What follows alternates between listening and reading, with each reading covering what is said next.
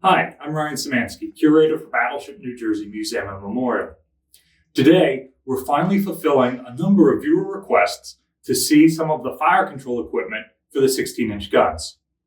Before we get to that, if you want to see some of this equipment in person, you're running out of time to do it in 2020. The museum is closing on Labor Day because visitation has been so low. So, you only have about another week to come and see the ship. You can't see all the components we're going to talk about today, but many of them are available on our self-guided firepower tour or on our free Turret 2 tour, which you can take as part of your firepower tour. The Turret 2 tour is a guided 20-minute program, and the rest of the tour is completely self-guided. So you can watch this video, learn what all this stuff is, and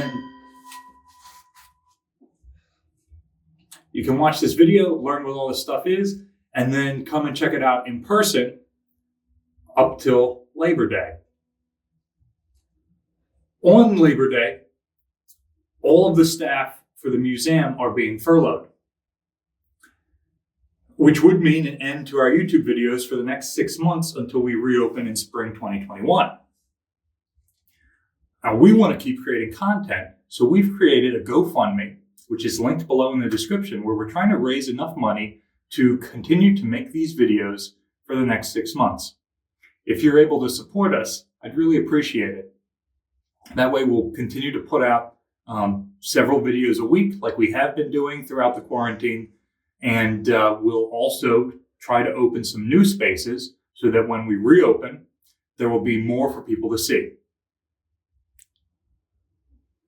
So, fire control equipment. Iowa-class battleships have 16-inch guns that can fire approximately 42,000 yards, or about 23 miles, which is well over the horizon. To accurately aim the guns, the battleship has a tall fire control tower, which is the forward part of the superstructure, with a rangefinder on top. In addition to that, it has a backup rangefinder on a shorter tower just aft of funnel number 2. Because I didn't want to climb 12 stories today, we're in that second fire control director right now. This director is known as Spot 2, with the main director being known as Spot 1. It's a Mark 38 rangefinder. Some of the components we're going to talk about today are unique to the United States Navy and extremely advanced. The Mark 38 is unique to the U.S. Navy, but it's comparable on a technological level to what other nations are using during World War II. Basically, the rangefinder is finding the range to the target and the bearing of the target relative to this ship. So the entire rangefinder assembly rotates to look at an enemy ship. And that gives you a degree of bearing that the turrets can match, so they're rotating and pointing in the same direction. It also gives you the range to that target. Range is determined by 2 means. There is the brand new radar rangefinders, which the U.S. Navy had some of the best in the world, but everybody during World War II by 1945 was using them.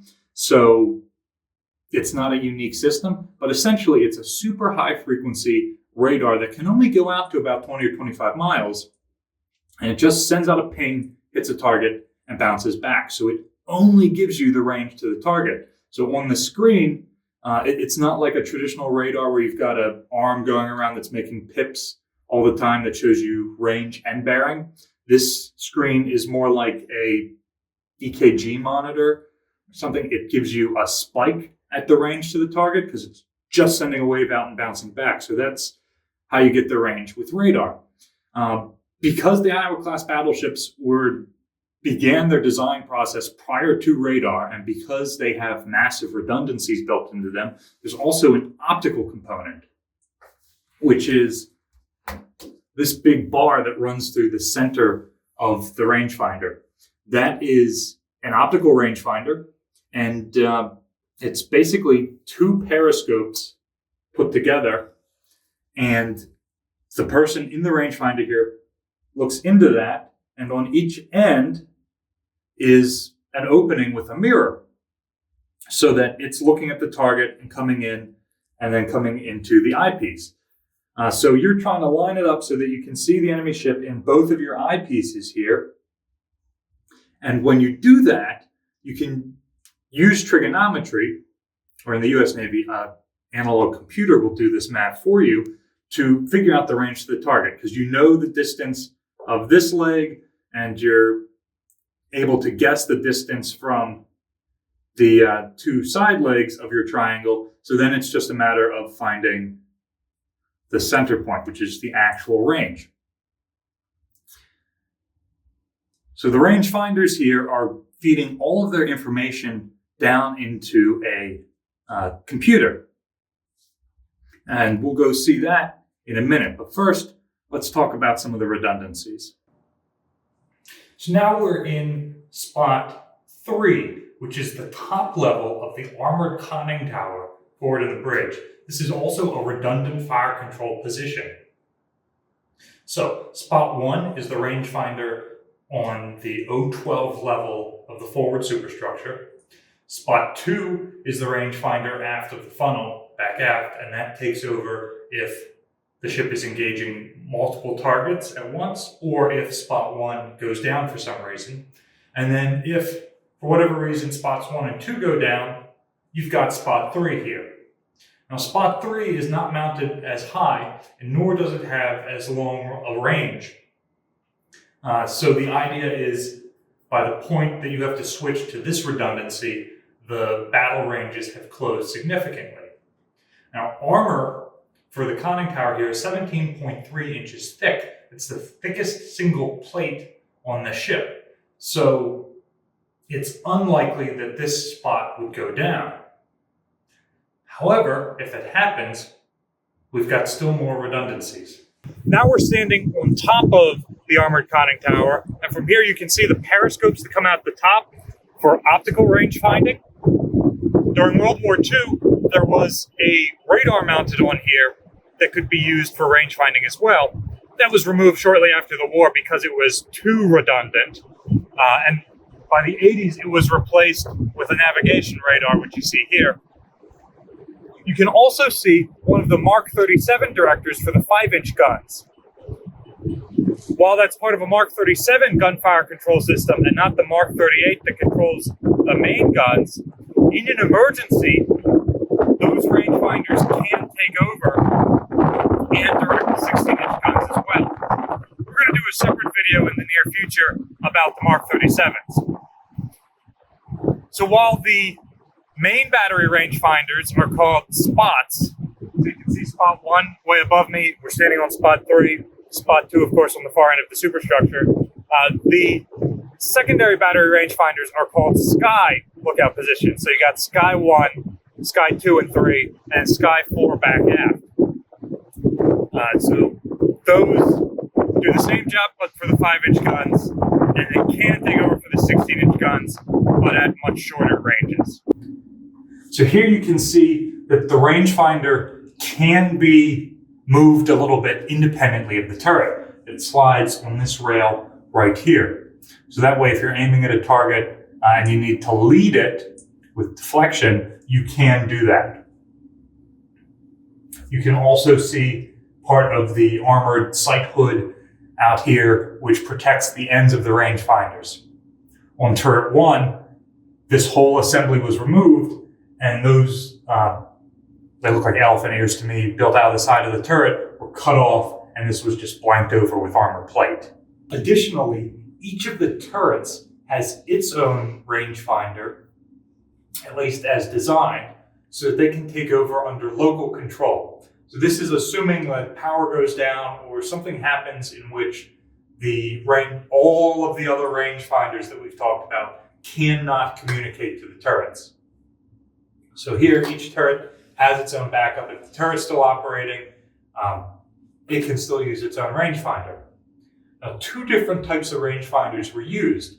Turret 1 got a type that sort of had more night finding capabilities, and turrets 2 and 3 got a more standard optical rangefinder. In the mid-50s, in order to, one, reduce the Navy's inventory of different systems, and two, because Turret 1 is mounted the lowest and tended to ship water through its rangefinder ports, Turret 1's rangefinder was completely removed. Turret 2 and 3 still have their rangefinders, and each of the turrets still had their Mark III fire control computers. So here you can see our Mark III fire control computer. It's not anywhere near as sophisticated as the Mark VIII, which we'll see in a minute, but for local control, it works just fine. And again, you might want to go under local control because each of the turrets is firing at separate targets, or you might need to go under local control because you have lost the ability to communicate with the other rangefinders located all over the ship. So with everything built into one space, you can still operate if this is all on the ship that's still working. Redundancy, redundancy, redundancy. Notice you've got optical periscopes again, just like in several of the other places we've been. And you also have a fire control switchboard. Switchboards like these are used to take control. So from here you can determine which turrets are receiving which fire control information from which computers and rangefinders. So here it's not quite as big as the switchboard we'll see down below in forward plot, but does the same job on a smaller scale, much like the Mark III. This is a Mark VIII Rangekeeper. It's an electromechanical analog computer that uses cams and gears and servos and motors in order to plot and maintain a fire control solution based on the input from the rangefinders above. And this sends its solution to the guns and tells them where to turn or train and elevate in order to engage a target accurately. So,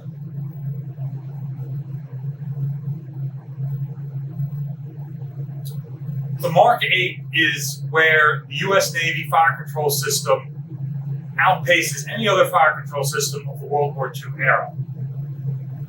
In fact, this system was so accurate and so robust and so comparatively simple to use that repeatedly during the Korean War, the Vietnam War, and into the Cold War in the 80s and early 90s, these computers were still used to aim the main guns on these ships. I've heard that the Navy did some tests early on to see about replacing these with a more modern digital fire control computer, like what we actually think of when we think of a computer. And they found that modern computers worked just fine with the 16-inch guns, but they didn't work better. So there was no reason to remove the tried and true functional system and spend the money to replace it with a modern system. That would have likely changed in the mid-90s. The Navy was looking at extended range, sub-caliber rounds, like 11 and 13-inch saboted rounds that had ranges 2 or 3 times that of a traditional 16-inch shell. And simply put, this computer can track targets over 20 miles, but it can't track targets at 50 or 80 miles. So they were planning on replacing it or supplementing it with a more modern fire control computer, like the kind that currently equips Ticonderoga-class cruisers or Arleigh Burke-class destroyers. As it turns out, they decided to decommission the ships after the Gulf War instead of put in that upgrade, and those extended range shells never made it past the prototype phase. So, going back to World War II, when this was brand new out of the box, the Mark VIII was made by the Ford Instrument Company, which made, it's not the Ford Automobile Company, it's a separate company that made computers like this, and the Mark I Able, which aimed the 5-inch guns and was a very similar machine. But This computer is a range keeper. It does not simply plot a fire control solution that tells you, I am aiming at this target at this point in time when it will be at this fixed location, and fire the guns. You plug in your solution and it continues to solve the problem based on that solution, so that if you plug in that a ship is moving at a certain speed in a certain direction, it will tell you where to aim at that, and then it will continue to adjust based on the ship moving like that. And this instrument is incredibly precise. It gives you an accurate solution based on something like 29 different points of input that you can put in here. And it will be accurate based on that input. The problem is, are you putting in accurate information? Well, some information is being input automatically, such as this ship's own speed. It's being fed from the pit log directly into this. But the enemy ship's speed is something we have to guess. So if I guess that the enemy ship is doing 25 knots, and really it's doing 27 knots, and I'm firing at it 20 miles away, my shell is going to land significantly behind the target. Well, that tells me that I need to modify the target speed input, and so the computer will continue to solve. Alternatively, I don't know which input it is specifically that does it. I can input deflection. It's just saying, I know my shells are landing consistently behind the target. I don't think it's a speed issue. I'm not sure if it's wind speed or whatnot. I can just plug that in and that will correct based on it. Typically in naval combat, if you're firing at another battleship, which is what this computer is designed to target, that enemy warship is going to be holding a fairly steady course so they can aim their own guns. That's where this excels.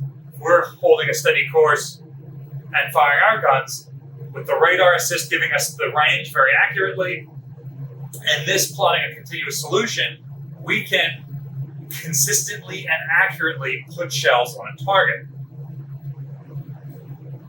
What enemy computers couldn't do was continue to aim. They had to plot a new solution for every shot, and so that took time, and it took rough arithmetic, which left a lot of room for error.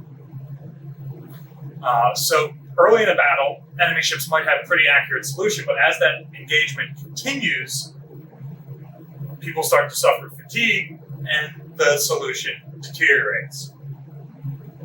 You'll notice above the rangefinder is a radar screen, a radar repeater, and this is like the one I was describing from the rangefinder up above, where it's just going to give you a pip at the exact range. So that's only telling you range, it doesn't tell you bearing.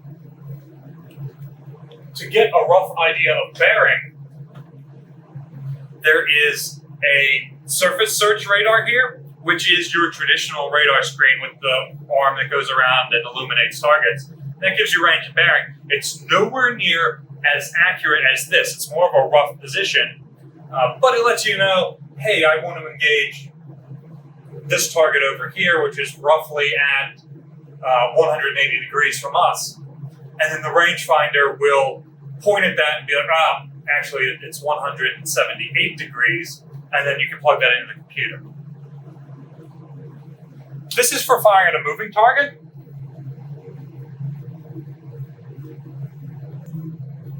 The Mark 48 over here is for firing at a stationary target, shore bombardment. So it has nowhere near as many variables of the enemy ship moving and whatnot.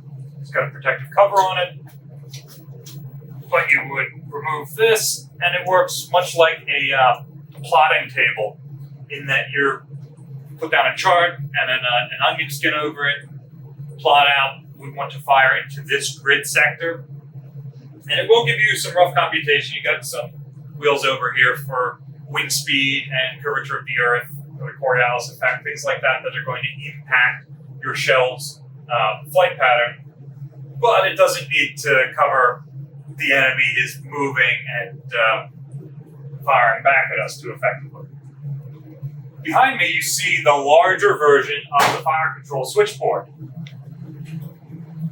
So this is just like the one we saw up in the turret, in that there's different switches for each of the rangefinders and range keepers and turrets and other things, so that you can determine which guns are getting their solution from which computers and which rangefinders. You can engage multiple targets if you want to, although that's not the common way of doing it. They tend to be multi-position switches, so you can turn them to a couple of different options, and you've got all sorts of stuff there. This also works if things start to go down in battle. You can switch around. Redundancy is key here.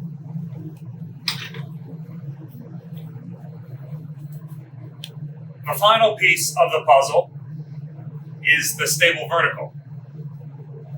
This is a gyroscope which is sensing the rocking and rolling of the ship. So we've just come up with really complex computations to fire the guns accurately over the horizon. And then the ship rocks a little bit, and that whole solution is thrown out the window and the shell goes way over. This gyroscope can sense the roll of the ship. So you pull the trigger and hold down, nothing happens until the ship rolls back to zero, and then the guns fire. Additionally, for redundancy, we've got forward plot, which is where we are right now, forward main battery plot. We've got forward secondary battery plot back there with the forward Mark 1 Ables and their own fire control switchboards for the 5-inch guns. That equipment can take over if this space goes down. Additionally, there's an aft plot with main and secondary battery control equipment like you see here, which is on a different deck on the opposite end of the ship, so that it's unlikely both will go down at once. Thanks for watching today. Like I said before, this video has been requested by several viewers. Do you have other content you would like to see, other spaces you'd like us to go into, other things you'd like us to talk about? Let us know in the description down below. Also, if you know anything about fire control, let us know down there. Questions, comments, anything like that. We monitor that pretty frequently and try to reply to just about everyone. Also, like we talked about before, the museum will be closing and our channel will be shutting down for at least 6 months, unless you guys help us by supporting our GoFundMe page. This supports the museum and it supports our ability to continue to create content for you. Check it out in the description below. Also check out some of the other videos that we've made on similar subjects. Remember to like, share, and subscribe so you're notified when we put out new content. And thanks for watching today.